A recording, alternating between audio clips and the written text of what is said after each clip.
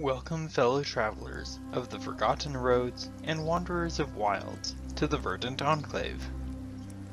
I'm your host and sometimes friendly DM. More relevant to today's discussion, I'm also your fellow wanderer and wilderness guide to the Ranger class of 5th edition Dungeons & Dragons. Let's talk battle damage. Before we get started, I'd like to take this opportunity to cover some details in this new format for analyzing the battle performances of the different characters. I've had to change the formula for the baseline comparison, and I'd also like to outline some of the house rules we use during play. The formula Chris at Treatmonk's Temple uses variables which, while including the possibilities of the game, unfortunately degrade the overall accuracy of the formula, as it adds in possibility without regard for the fact that the chance doesn't factor into averages. Advantage, disadvantage, and critical hits are outliers of battle data, not constants, whereas making attacks and hits are constants. Further, his method calculates for the round. While this isn't necessarily a problem, it isn't working well with the manner I've been tracking damage for the Land of the Hunter. Consequently, I've modified Chris's approach, first by removing those variable components of the formula, thereby reducing it to the more basic form of chance to hit and average of damage dice plus the appropriate modifiers.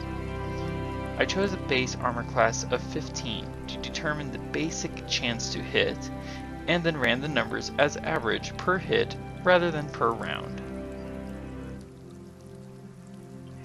There are 3 house rules we use that do have a small impact on the outcomes of battle analysis. First up is massive damage. If an enemy creature is reduced to 1 HP by a single attack, I have that creature roll a Constitution saving throw.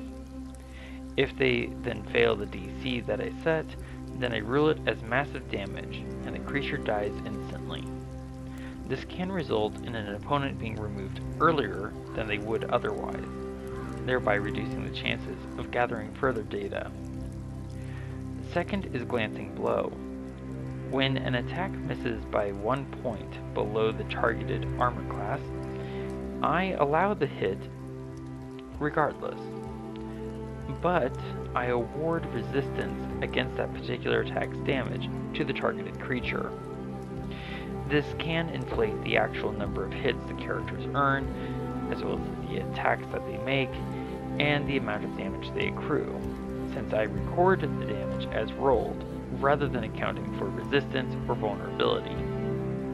However, it does mean that the characters have to keep fighting those who survive, so they still have to earn their victory.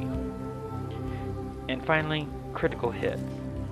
Per the player's handbook, a natural 20 on an attack doubles all the damage dice for that attack. Rather than simply doubling the relevant dice, I allow critical hits to maximize the damage of the doubled dice, and we roll the regular dice as normal. This can result in very high numbers if characters manage to score several critical hits, and even more so for the rogue, who gets to double all of their sneak attack damage to the maximum, plus the normal sneak attack damage dice. The following aren't technically house rules per se, but they are things to keep in mind as we go through the numbers gathered from gameplay. First, all players, including the Dungeon Master player character, are all using strictly Player's Handbook material. Second, every combat encounter, excepting a few calculation errors in early gameplay, has been and will continue to be rated a deadly encounter from the Dungeon Master's Guide, with one caveat. When calculating the experience for the encounter, I skip entirely modifying the experience points for multiple monsters.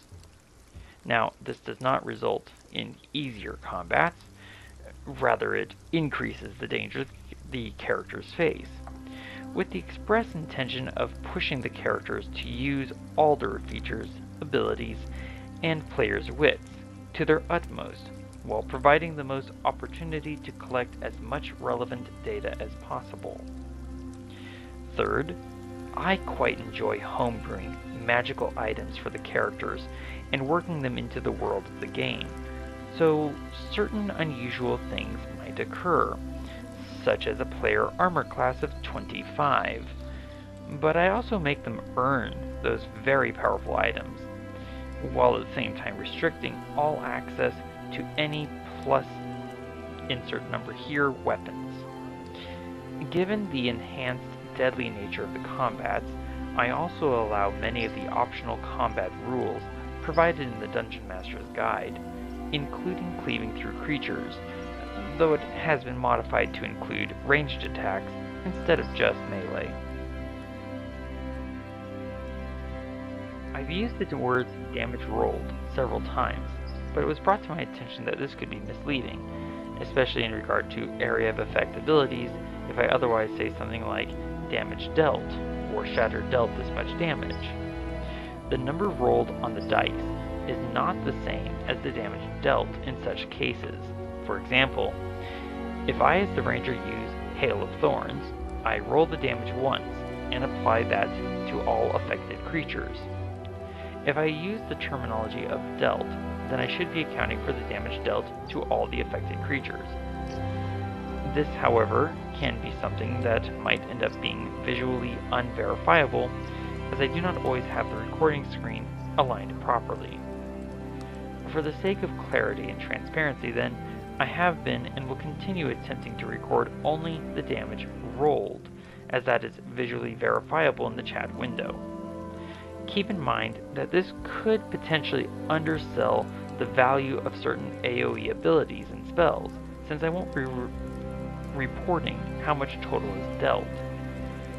I could try to report on the number of creatures affected, as well as whether they succeeded or failed on any relevant saving throws, but it will be a major alteration to the style of reporting previously done. If you want me to start tracking those details as well, please let me know in the comments below. Otherwise, I will continue as I have been. There have been two primary questions I am examining in this adventure, but I chose to add an extension to one of them, as it is a statement I've heard before in relation to rangers. The original two questions are, does the ranger need Hunter's Mark in order to do comparable damage? And, are fighters better as archers than rangers? The extended question is, do rangers need their spells in order to keep up with martial class damage output? To clarify, comparable should be understood as equivalent. In other words, in order for the question to be regarded as yes, then rangers would have to use Hunter's Mark in order to do the same damage as a fighter or a paladin or a rogue, or any of the other martial classes. If Hunter's Mark is not needed in order to accomplish comparability, then the question would be answered no. Let's get started with Thea the Rogue, Thief subclass, level 14. Of the subclass features, Thea used Fast Hands 5 times successfully, Second Story Work 28 times in order to get into better or necessary positions for combat, and Supreme Sneak 12 times. Use Magic Device was used 0 times. General abilities are those things which anyone can have or choose, such as feats, of which Thea has both Skulker and Sharpshooter. Skulker was used to mitigate disadvantage on perception checks successfully 3 times of 3 times, and Sharpshooter was used 18 times successfully out of 22, adding 180 points to Thea's total damage rolled for this level, which is 11.3% of the total. Now, there were at least 2 mistakes during gameplay at this level. First was about how hiding, especially with the Skulker feat, and when a hidden character is revealed, both of which resulted in Thea's character missing the chance for an attack action. The second mistake was myself, the DM, forgetting that the sharpshooter was chosen by Thea previously, and therefore half and 3/4 cover don't affect her. However, this particular mistake did not have a discernible negative impact on Thea's actions for the turn. Over the course of level 14, Thea made 53 attacks, 45 of which were hits, for a hit ratio of 84.91%. Class features refers specifically to core class abilities, such as Cunning Action, the rogue ability to hide, disengage, and dash, with a bonus action instead of an action. Thea used her bonus action to hide successfully 26 times, 3 times to disengage, and dash 18 times.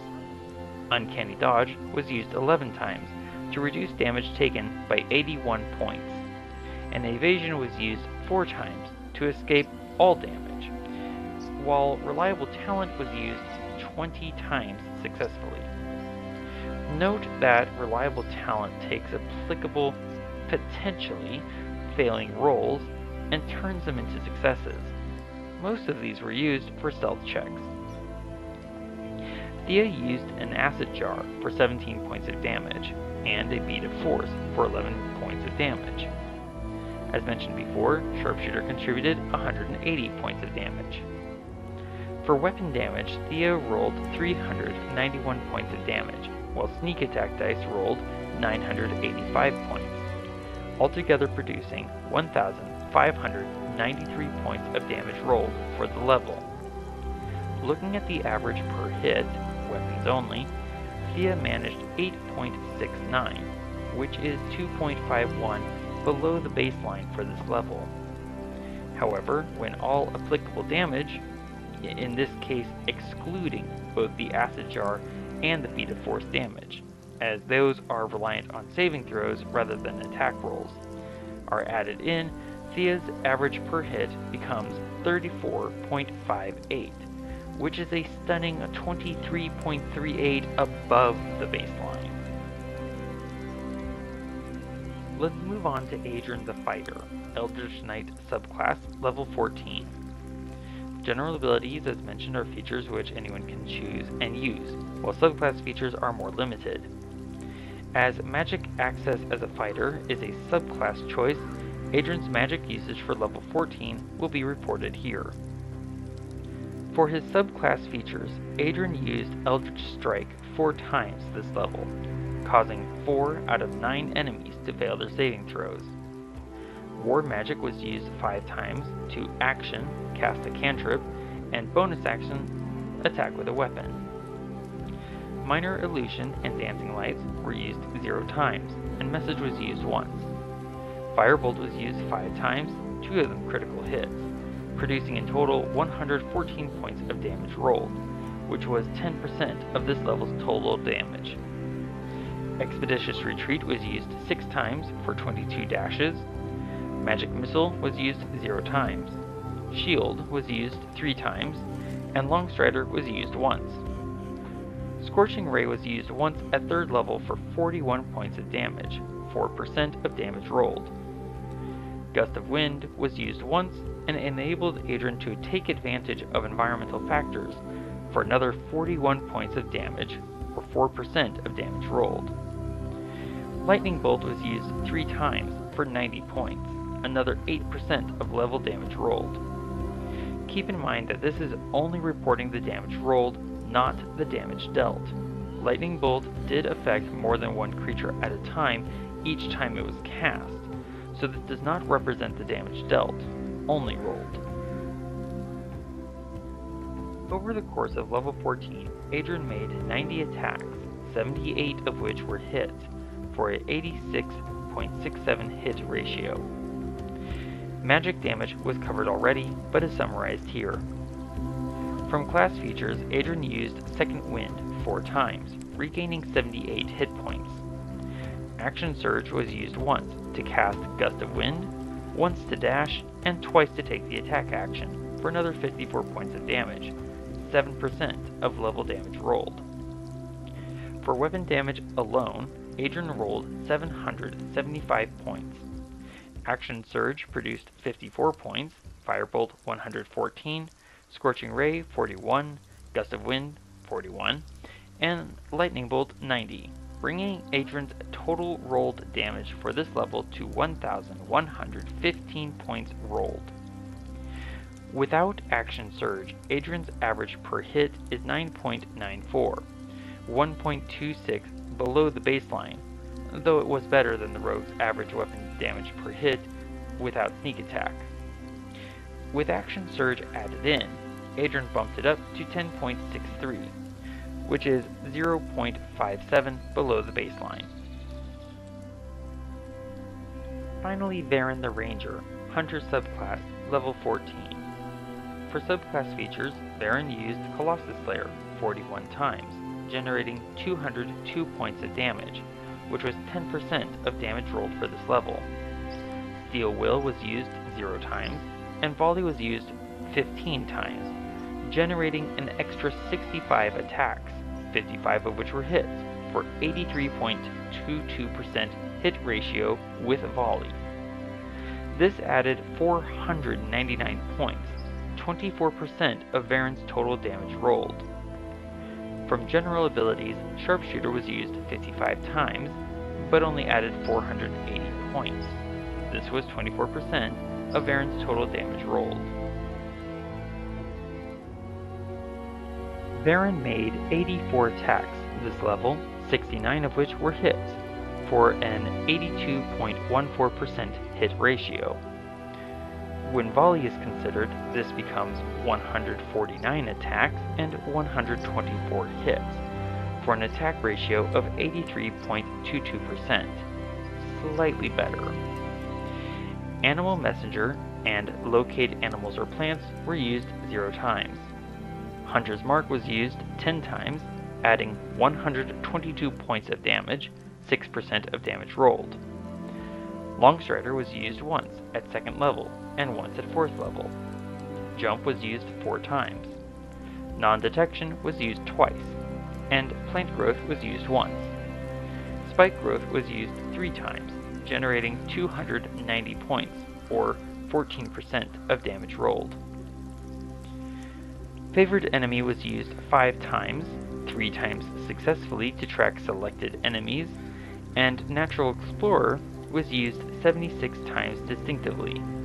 Passive uses are harder to track due to their constant applicability. Primeval Awareness was used 4 times, and Land Stride was used 50 times. Hide in Plain Sight was used 5 times, and Vanish was used 28 times, 26 of which were successful hiding checks. Hiding his trail is in constant use unless deliberately chosen otherwise. With weapons only, Varen made 445 points of damage. 202 came from Colossus Slayer, 499 came from Volley, 122 from Hunter's Mark, 480 from Sharpshooter, and 290 from Spike Growth, for a total of 2,038 points of damage rolled for this level.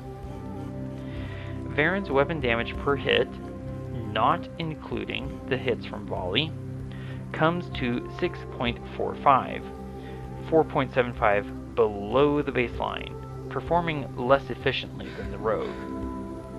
With all applicable non-magical damage, Varen's average per hit comes to 10.98, 0.22 below the baseline, and marginally better than the fighter with Action Surge included.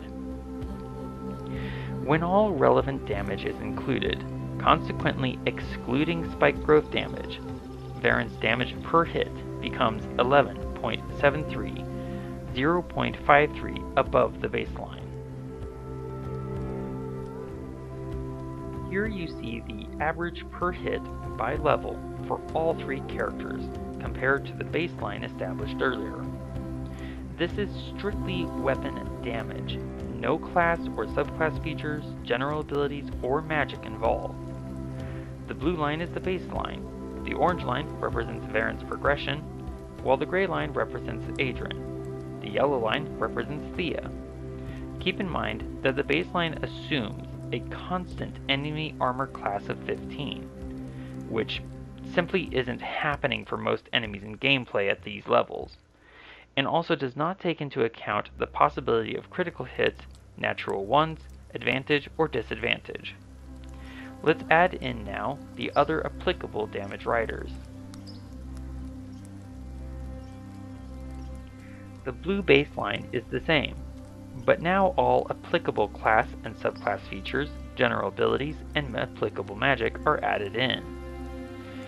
Prior to the 11th level, the rogues, still represented by the yellow line, average per hit climbs and plummets almost level to level, but since level 11 has climbed steadily right up until 14th level. However, the rogue remains high in efficiency compared to the other two, both a direct result of using sneak attack. The gray line, by comparison, stays fairly consistent to the baseline, with occasional dips or rises, despite the fact that the players rarely deal with a consistent armor class of 15. This is not underperforming, despite what the rogue shows, except for what might be considered within a margin of error, and shows that even when not played to its greater strengths, the fighter is a highly capable class to play. The ranger is shown by the orange line, and has an interesting progression. Except for 9th and 10th levels, the ranger performs above the baseline fairly consistently, though obviously not in the same heights of efficiency as the rogue. For the purpose of this discussion, efficiency is the ratio of useful outcome to the total input in any system, specifically the combat system of 5e Dungeons & Dragons. What is being displayed here is that the rogue is the most efficient combatant. That is, the rogue uses comparatively few attack actions to gain purely high damage results, so long as the rogue can use at least sneak attack. The fighter is perhaps merely efficient, rather than inefficient, because the fighter stays so close to the baseline so consistently. The ranger could be considered as a good efficiency combatant, performing more often than not above both the fighter and the baseline. The rogue is kind of in its own level of atmosphere by comparison. With the efficiency of the characters established, let's move to the damage output.